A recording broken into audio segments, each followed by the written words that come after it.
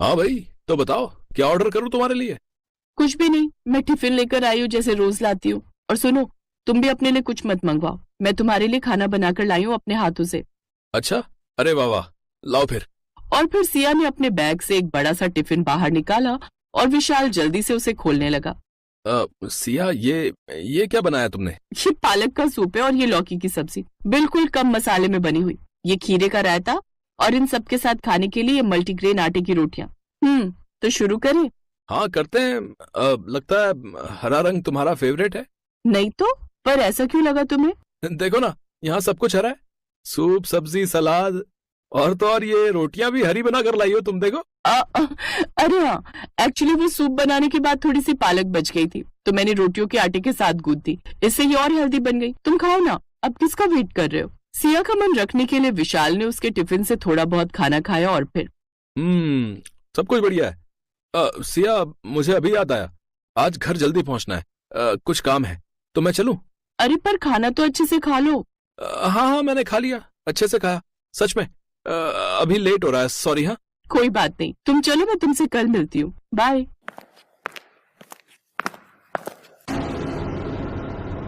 ओ भाई ओ, जल्दी से एक पेटीज और एक पेस्ट्री निकाल दे। और सुन, एक गर्मा गर्म चाय भी, मलाई मार के। ओ भाई ओ, भटेगा क्या है? अभी तो तू सिया के साथ उसका टिफिन खा रहा था और अब यहाँ आकर पेटीज और पेस्ट्री। अरे यार क्या बताऊं, हरी सब्जियों की दुकान लगा कर लाई थी टिफिन में, उसे बुरा न लगे इसलिए बस थोड़ा बहुत चख लिया। सूप, सलाद और लौकी की सब्जी। अब बताओ, ये सब खाऊंगा क्या मैं? पर एक बात बता यार, जब अभी ये हाल है तो बाद में क्या करेगा तू? मतलब कि शादी के बाद तो तुझे यही सब खाना पड़ेगा ना। वैसे तू सिया को लेकर सीरियस तो है ना? हाँ हाँ एकदम यार, मैं प्यार करता हूँ उससे और शादी भी उसी से करूंगा। और जहां तक खाने की बात है तो मुझे अपनी मम्मी पर पूरा भरोसा है, वो उसे सब सिखा देंगी, एकदम बदल जाएगी वो। कॉलेज पूरा करते ही विशाल को एक अच्छी कंपनी में नौकरी मिल गई और फिर उसने अपने घर पर सिया के लिए बात की और फिर कुछ ही महीनों बाद विशाल और सिया की शादी हो गई। और इसी के साथ कहानी में असली मोड़ अब आने वाला था। हाँ तो बहू, आज खाने पर मेरी कुछ सहेलियां आ रही हैं, तो मटर पनीर, दाल मखनी और कटहल की सब्जी बना लेना, साथ में बढ़िया छौंक वाला रायता। पूरियां और पापड़ तो तब के तभी बनाना और पुलाव तो बनेगा ही, ठीक है? और हाँ, मीठे में चावल की खीर अभी बनाकर रख लो, फ्रिज की ठंडी खीर बढ़िया लगेगी एकदम। जी मम्मी जी। घबरा गई क्या बहू रानी? फिक्र मत करो, रसोई में तुम्हें अकेले नहीं झोंकूंगी, दोनों मिलकर सब बना लेंगे, ठीक है? नहीं मम्मी जी, आप आराम कीजिए, मैं सब कर लूंगी। सच में? तुम कर लोगी सब अकेले? जी मम्मी जी, वैसे भी रसोई में मेरा बड़ा मन लगता है। अच्छा चलो, ये तो बहुत अच्छी बात है। फिर मैं ऐसा करती हूँ, आज मंदिर हो आती हूँ।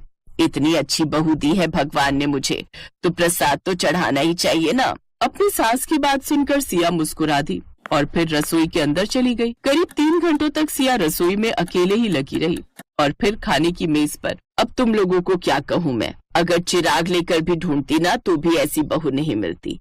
आज का सारा खाना खुद अकेले बनाया है, मुझे तो साफ कह दिया कि मम्मी जी आप जाकर आराम करो। अब बताओ, इस कलयुग में मिलेगी कहीं ऐसी संस्कारी बहू? अरे वाह कावेरी, नसीब हो तो तुम्हारे जैसा, पर बहू है कहाँ, जरा हमें भी तो मिलवाओ उससे। हाँ हाँ, मैं अभी बुलाती हूँ। अब बहू, सिया बेटा, मैं कुछ मदद करूँ क्या? नहीं मम्मी जी, सब हो गया, मैं बस आ ही रही थी। ये कहते हुए सिया ने डाइनिंग टेबल पर एक बड़ा सा बर्तन रख दिया, जिसे देखकर सामने बैठी कावेरी की सहेली ने कहा, बस खाने में यही है क्या? नहीं नहीं आंटी जी, ये तो स्टार्टर है, मैंने पालक का गर्मा गर्म सूप बनाया है आप सबके लिए। ये कहकर सिया ने सबके सामने पालक का सूप परोसा, जिसे देखकर उसकी सास कावेरी की भौहें तन गई, लेकिन बाकी मेहमानों को बड़े चाव से सूप पीता देख वो चुप रही। सूप तो बढ़िया है। हाँ हाँ, अब बाकी का खाना भी ले आओ, अब इस सूप से थोड़े पेट भरेगा सबका। जी मम्मी जी, बस अभी लेकर आई। सिया फौरन रसोई में गई और कुछ और बर्तन साथ लेकर लौटी। उसने जैसे खाने के बर्तन खोले तो खाना देखकर कावेरी ने सिया से कहा, बहू ये क्या बनाया है? गर्मा गर्म इडली सांभर है, ताजे नारियल की चटनी के साथ। ये तो मैं पहली बार खाऊंगी।